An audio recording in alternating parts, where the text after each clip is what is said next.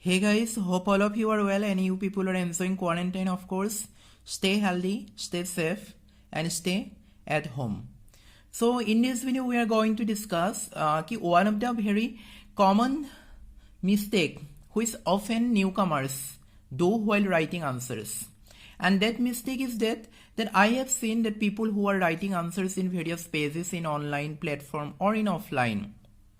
I have noticed one thing that whenever a question is asked from current affairs or whenever a question is related to current affairs, what did they do? They write everything only from the current affairs, right?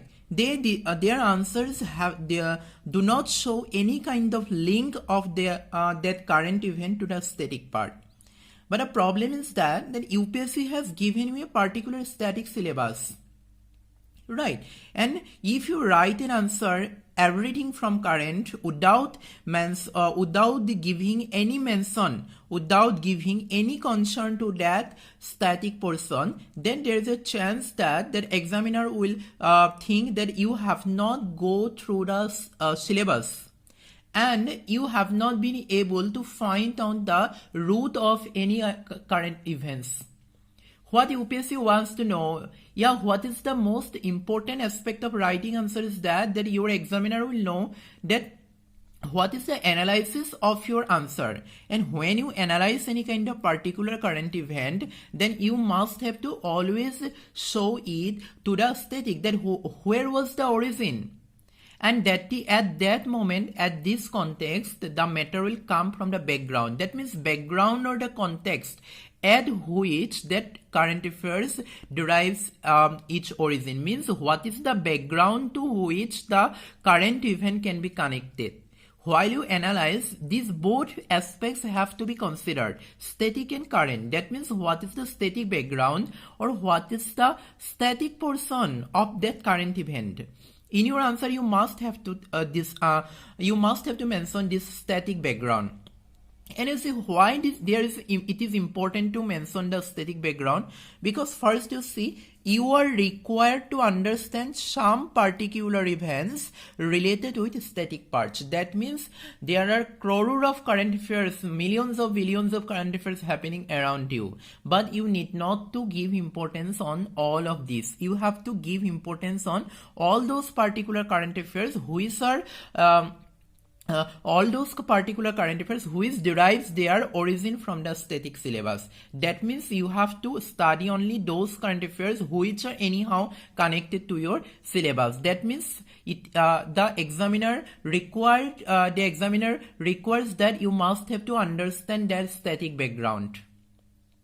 Right, means you have to understand that where the current affairs has derived its root. Otherwise, examiner will think that you have not any kind of understanding or throughout regarding the UPSC syllabus. And another important thing is that problems cannot be solved without knowing the origin. As a civil servant, you must know the grassroots of any problems. You are going to be a civil servant. That is why you have to know that what is the root of the problem. If you do not know the root of the problem and if you are only considering the dynamic aspects, then how you will solve the problem, right? That is why as a civil servant, you should know the root of the problem. And while going through in search of this root, you have to know the static background of any current affairs. Another important point is that elderly advices always matter. Set examples. That means static portion is a kind of elderly people's advice.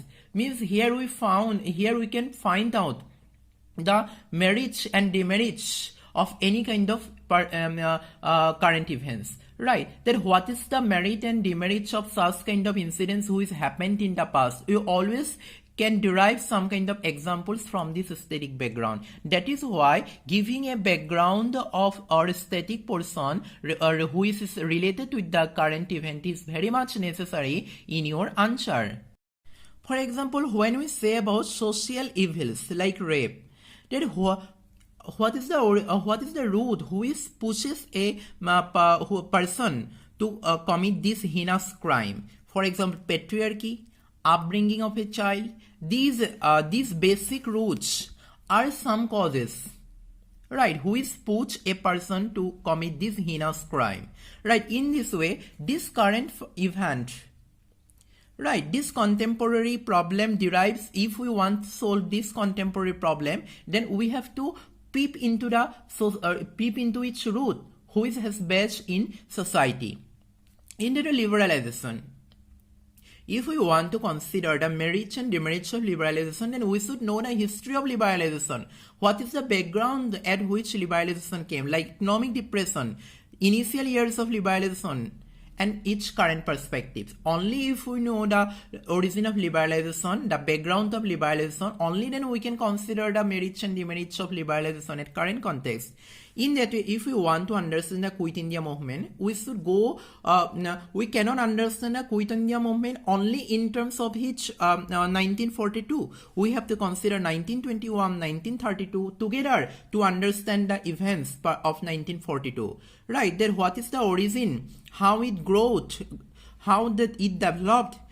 That the 1942, the Quit India movement is not a development of any only a particular time of 1942, right? It is an amalgamation of these earlier years, right? That is why to understand Quit India movement, we have to as a whole understand each earlier events, right? In this way, if we want to understand any current events, right, if you want to analyze any current events, then we must have to consider its static background also.